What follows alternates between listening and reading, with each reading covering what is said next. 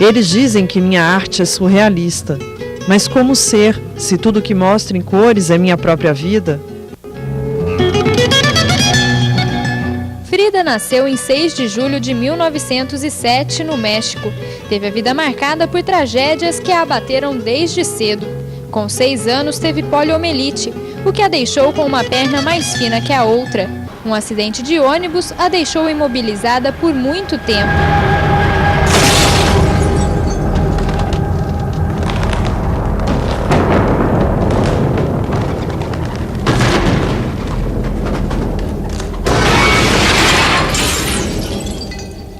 Durante a recuperação, Frida ganhou dos pais algumas telas e pincéis. Ali nascia a artista.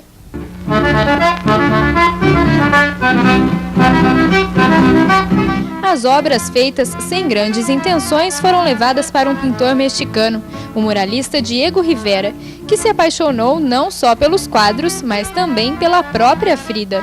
Diego foi sempre um grande incentivador para que Frida continuasse pintando e pintando muito. Mesmo adoentada na cama, com o quadro virado para ela, no dossel da cama, ela continuou pintando. Ele a incentivava bastante.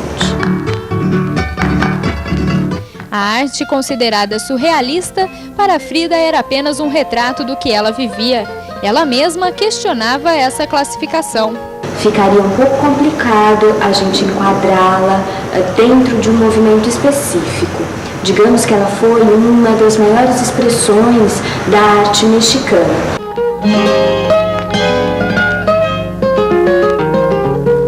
Um assunto é predominante em toda a obra: o sofrimento por não ter tido um filho.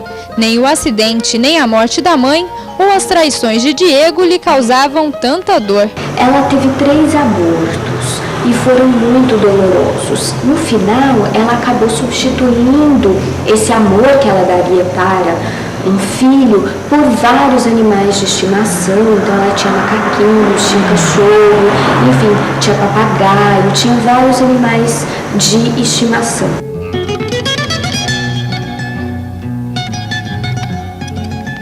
O reconhecimento da obra chegou ainda em vida. Exposições na França e nos Estados Unidos concretizaram Frida como uma grande artista.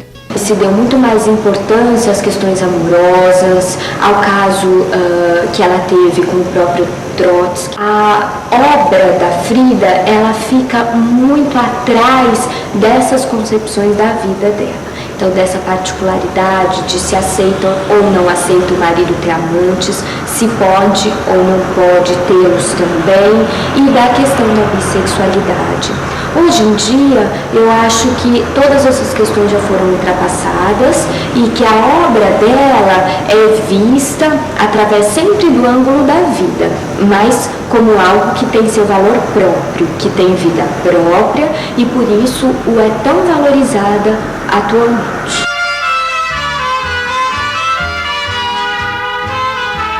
Os autorretratos foram suas grandes obras. Ela afirmava que se pintava pois quase sempre estava sozinha e porque era o assunto que conhecia melhor.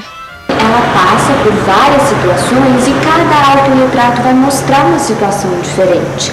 A presença de textos, algo muito iconizado, simbólico nas imagens também é bastante enfática ali quando ela coloca que a principal sabedoria da vida dela está nela mesma.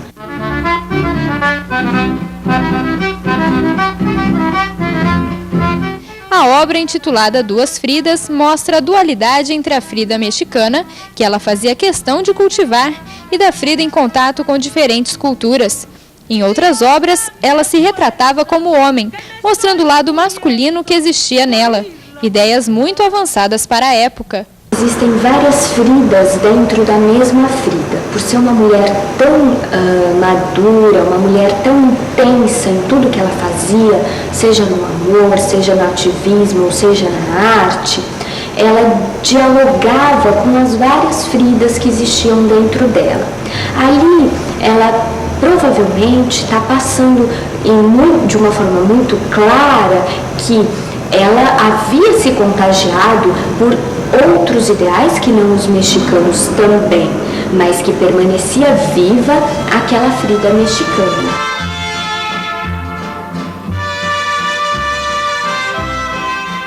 A morte chegou aos 47 anos, em 13 de julho de 1954. A causa oficial foi embolia pulmonar, mas a última frase do diário da artista deixa dúvidas. Ela diz: espero alegre a minha partida e espero não retornar nunca mais.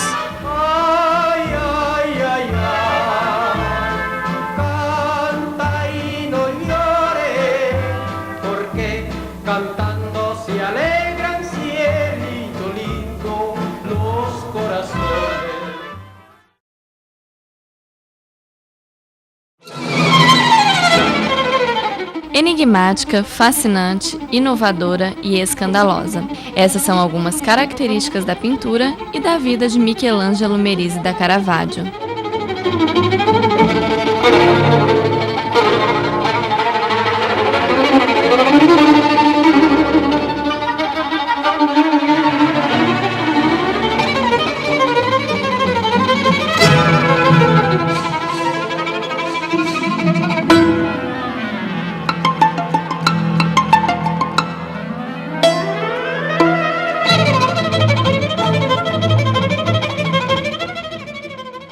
Nascido em 1571, o pintor ficou conhecido pelo nome de sua cidade natal, Caravaggio, na região de Bérgamo. Teve infância e adolescência difíceis. Em 1584, aos 13 anos, Caravaggio dá suas primeiras pinceladas.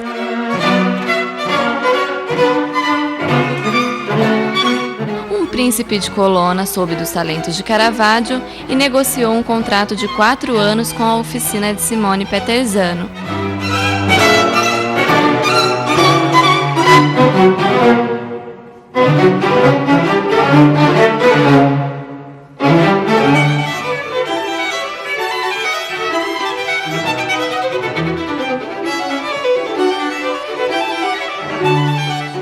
Aos 18 anos, Caravaggio sai de Milão a caminho de Roma. Era uma época de pleno fervor religioso, com a cúpula de São Pedro em fase final de construção. Os personagens de suas obras eram pessoas que ele achava nas ruas, becos, feiras, tavernas e prostíbulos de Roma.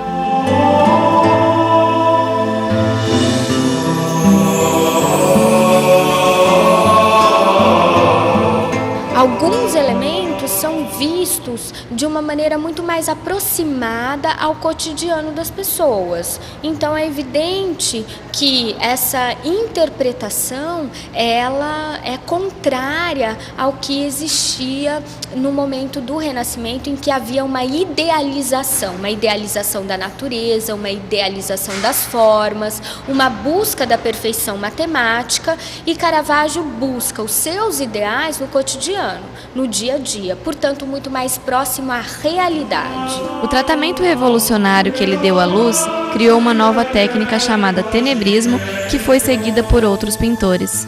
Os influenciados mais diretamente de um movimento muito próximo ao Caravaggio foram Rembrandt e Jean Vermeer, em que a gente percebe exatamente a utilização dessa luz, né, considerada aí uma luz dramática, que está relacionada ao tenebrismo proposto pelo Caravaggio e retomado por esses artistas, mas cada qual à sua maneira.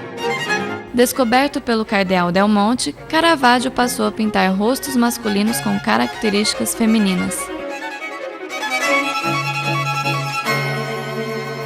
O rosto dos anjos acabava sendo sempre uma mistura de elementos masculinos e elementos femininos. Daí, então, naquele momento, eles encararem essa mistura dos elementos de uma maneira totalmente diferente do que a gente tem nos dias de hoje. Como nessa obra intitulada Baco, uma de suas mais polêmicas, em que o deus mitológico da orgia oferece uma taça de vinho. Por ser inovador, Caravaggio causou muitos escândalos e algumas de suas encomendas para a igreja foram rejeitadas. E, portanto, a censura impunha ali uma atividade que cerceava muitas vezes a liberdade do artista. O quadro Davi com a cabeça de Golias representa um autorretrato de Caravaggio. Davi já não está triunfante, mas desesperado. A cabeça de Golias com a cicatriz no rosto ilustra o profundo tumulto do pintor.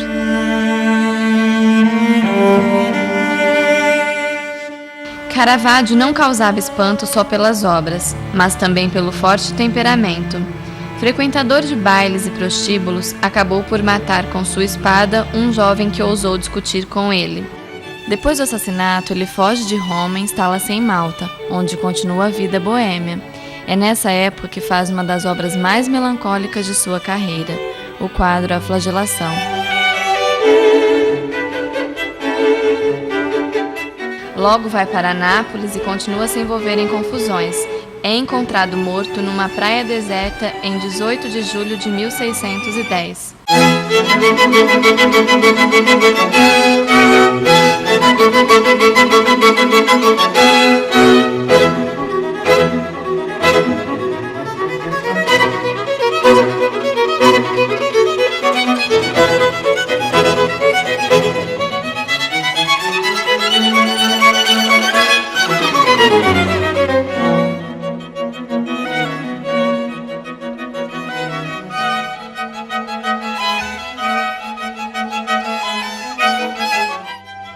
Não sou um pintor valentão como todos me chamam, mas sim um pintor valente, isto é, que sabe pintar bem e imitar bem as coisas naturais.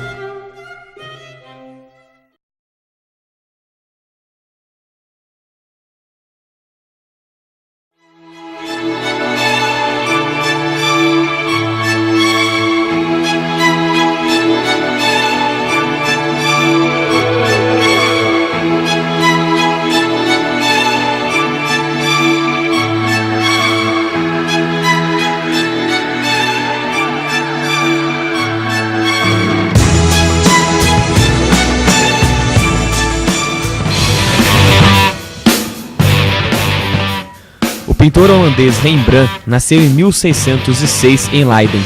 Filho de um moleiro, ele cresceu pobre. Mesmo sem dinheiro, Rembrandt conseguiu uma vaga na Universidade de Leiden. Durante os 9 meses que ele ficou na escola, chamou a atenção de um professor.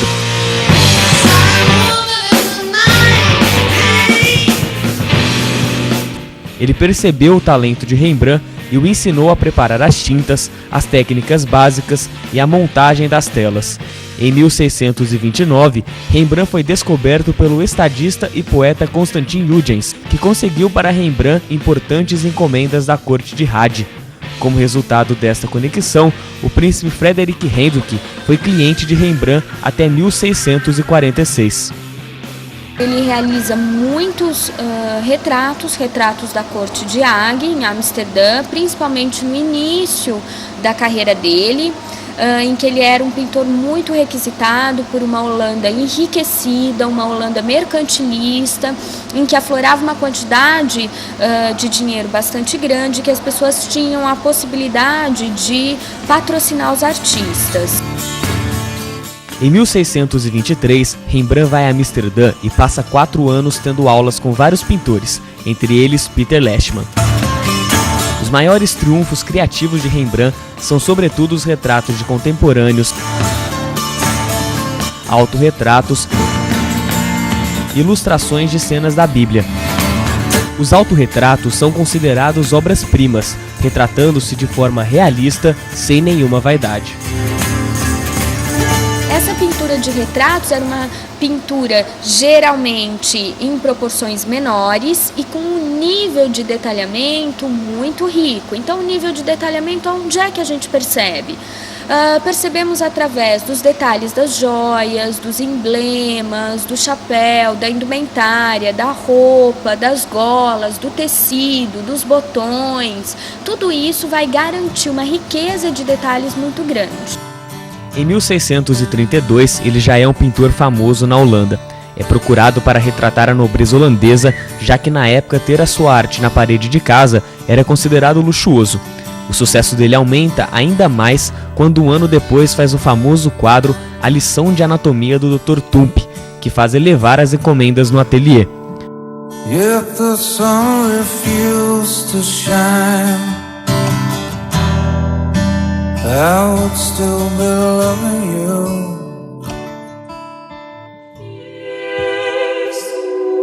Tanto na pintura quanto nas gravuras, Rembrandt exibiu um completo conhecimento de iconografia clássica. Tudo era moldado para se ajustar às exigências de sua própria experiência. Assim, a imagem de uma cena bíblica era traduzida por Rembrandt de acordo com seu conhecimento da assimilação de composição clássica e também suas observações da população judaica de Amsterdã.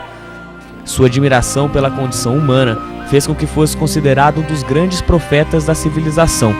Rembrandt produziu gravuras durante a maior parte de sua carreira, de 1629 a 1660. No começo, ele usou um estilo baseado no desenho, mas logo mudou-se para um baseado na pintura. No final da década de 1630, Rembrandt reagiu contra esta forma e preferiu um estilo mais simples, com menos traços. Rembrandt fazia com que seus alunos pintassem retratos dele como parte da formação artística.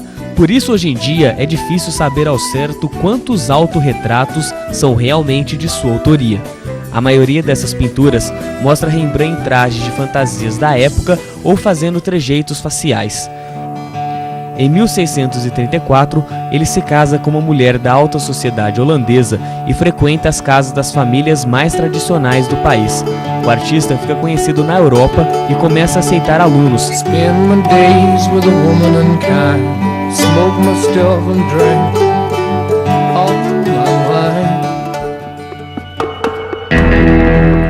Tudo parecia perfeito na vida de Rembrandt, mas uma sequência de tragédias mudaria o destino do famoso pintor. Dos 4 filhos que teve, 3 morreram antes de completar 1 ano de idade. Apenas um sobreviveu até a idade adulta. Em 1642, morre a esposa. No mesmo ano, é acusado por um cliente de pintar um quadro que ele não tinha pedido. Acaba elaborando uma técnica própria, com pinceladas mais rápidas, mais grotescas, com a inserção de grande quantidade de tinta. E nesse sentido, passou a ser acusado de estar fazendo arte de qualidade ruim, e por isso então as suas encomendas diminuem. A partir de 1640, seu trabalho se tornou menos exuberante e mais sóbrio em tom, refletindo as tragédias pessoais. As representações de cenas bíblicas passaram a derivar mais do Novo do que do Velho Testamento, e o tamanho das pinturas diminuiu novamente. A exceção foi a grandiosa Ronda Noturna, seu trabalho mais detalhista. I follow the